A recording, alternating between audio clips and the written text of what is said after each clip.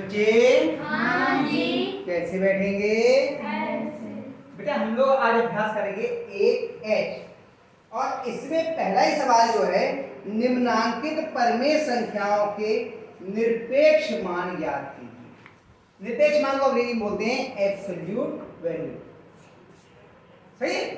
इसके लिए हम कैसे ज्ञात करते हैं वो समझ लीजिए आप। जैसे हमने लिखा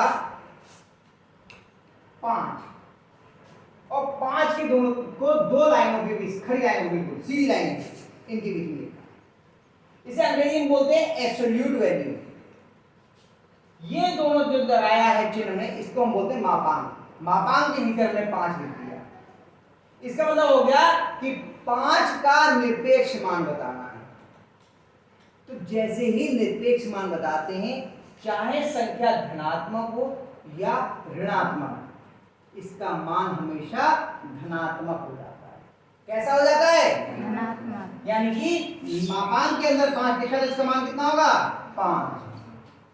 मापांक के भीतर में -5 लिखा, इसका मान कितना हो जाएगा? 5।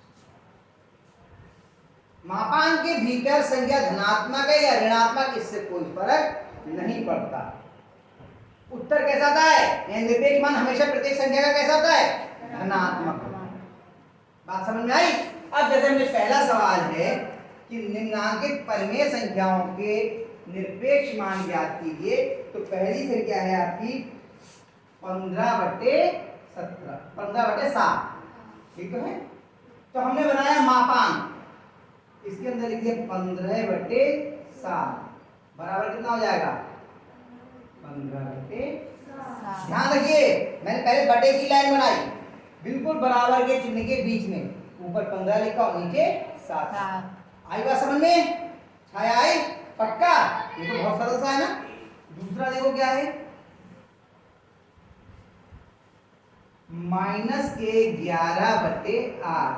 अब इसका निरपेक्ष मान ज्ञात करना है, -11/8 का। आज आप छाया तू बता, आज एक सवाल छाया से बताऊं, जल्दी बता बता। आजा आजा जल्दी आजा, क्या परेशानी है? आप नहीं आएगा करवाएंगे, अरिजीत से करवाएंगे। क्यों अरिजीत? आजा आजा। गलत तो ही होगा, गलत होगा तो उसके लिए हमें, इसमें गलत होने वाला वैसे कुछ है नहीं। तो कितना आएगा? आजा आजा।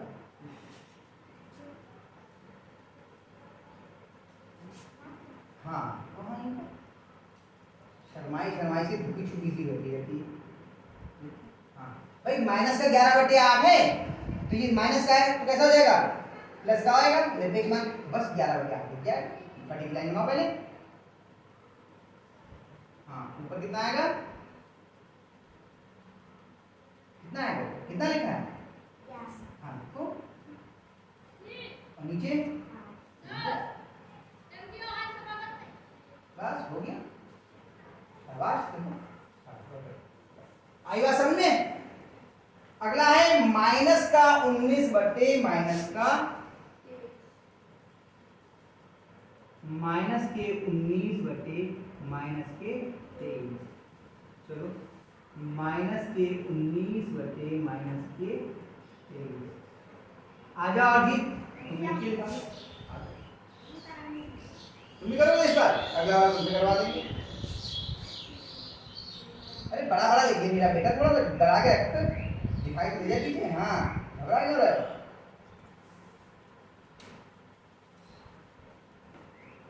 लाइन नहीं करो, बड़ी लाइन पूरी बड़ी करो, एक बाहर निकल रहा है इसके। हाँ शाबाश शाबाश, बहुत बढ़िया।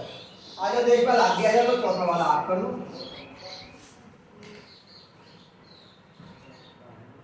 -8/19, तो -8/19 का निरपेक्ष मान ज्ञात करना है। बताओ कितना आ जाएगा?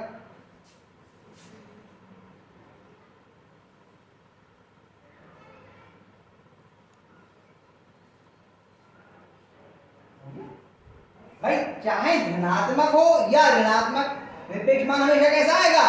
धनात्मक। ये तो बताया था अभी। तो ये भी देखो सब धनात्मक लिखते हैं। आगे बात समझ में? चलिए अगला सवाल दूसरा। सरल कीजिए, बहुत ध्यान से देखिए। पहला सवाल है 3/5 ऋण 2/3 और ये मापांक के अंदर है, ये मापांक के अंदर है। तो हमें ये देख लिया हमने कि मापांक के अंदर अकेली परिमेय संख्या नहीं है, बल्कि कुछ संक्रियाएं भी उसमें होनी है। पहले इसको हल कर लेंगे, उसका मापांक का चिन्ह लगाएंगे, बस ये नियम है। बराबर मापांक का चिन्ह लगाया। बताओ 5 और 3 का लासा कितना आएगा? 3 और 5 का लासा कितना आएगा? अरे 5 और 3 का लासा निकालना है। क्या 2 से कटते हैं? 3 से भी कट रहा है। 5 नहीं कटा, 5 ऐसे किया, 5 1 कम 5, तो कितना 3 गुणा 5 कितना आ गया? 15। 3 और 5 का लासा कितना आया? 15। लासा निकाला सीखा था मैंने, ठीक है। 3 और 5 का लासा कितना आया? 15। कोई बात नहीं, गर्मी की छुट्टियों में बहुत अच्छे भूल जाते हैं, आज भी भूल गए, कोई बात नहीं, और कर लेंगे हम भी। 15। अब क्या होता है, इससे इसको भाग करते हैं, इससे इसको भाग करते हैं, जो आता है उसकी इससे गुणा। 5 से 15 को भाग कितने बार गए? 3। 3 से गुणा 3 दिया 9। 3 से 5 को भाग कितने बार गए? वो 3 से 15 को भाग कितने बार गए? 5। 5 दूनी 10। अब ये बताओ समान चिन्ह के हैं या अलग अलग? जुड़ेंगे या घटेंगे? चिन्ह किसका लगेगा? क्यों? क्योंकि माइनस की संख्या बड़ी है, इसलिए माइनस का चिन्ह लगेगा। माइनस संख्या 10 में से 9 लेगी तब जा 1/15। अब देखो अकेली संख्या आ गई, संख्या पूरी कर ली। अब मापांक खोलेंगे तो मान कितना आ जाएगा बताओ? 1/15।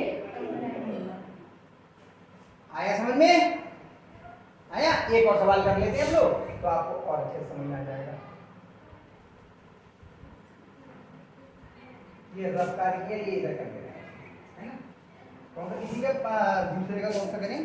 कितने सवाल हैं दूसरे? 3 है, 2 मैं कर दे रहा हूँ, 1 आप लोग कर लेना। बताओ दूसरा करूँगा तीसरा करूँ? जल्दी बताओ, जो कहोगे आप लोग वो कर दूंगा। बताओ दूसरा करूँगा तीसरा? तीसरा तो बहुत सरल, दूसरे जैसा तो मैंने कर दिया था, तो तीसरा आता है ना, तीसरा कर देता हूं। माइनस के 3/5 गुणा माइनस के 7/11। चलो एक बार हम सवाल को दोबारा लिख लेते हैं, ठीक। देखो दोनों समान चिन्ह के हैं, तो गुणा धनात्मक आएगी या ऋणात्मक? बताओ, धनात्मक। दूसरी बात, चलो बल्कि ऐसे लिख देते हैं अभी, 3/5 गुणा माइनस के 7/11। एक बार सवाल लिख लिया क्योंकि एक ही बार में हल हो जाएगा इनके लिए। नियम क्या है गुणा का? पहले चिन्हों की गुणा, फिर बीजों की गुणा, वो फिर अंकों की गुणा, फिर बीजों की गुणा, ये तो है। तो ये ऋणात्मक, ये ऋणात्मक, गुणा कैसी आएगी? धनात्मक, तो धन लगाने की जरूरत नहीं है। अब क्या कुछ सरल हो रहा है अंश और हर में? कोई किसी से कट रहा है? कोई नहीं कट रहा। 3 से भी कोई नहीं कट रहा, 7 से भी कोई नहीं कट रहा। कितने ऐसी गुणा कर ली? 3 सत्ते 11 पंजे हो गया। अब इसका निरपेक्ष मान बताओ कितना आ जाएगा?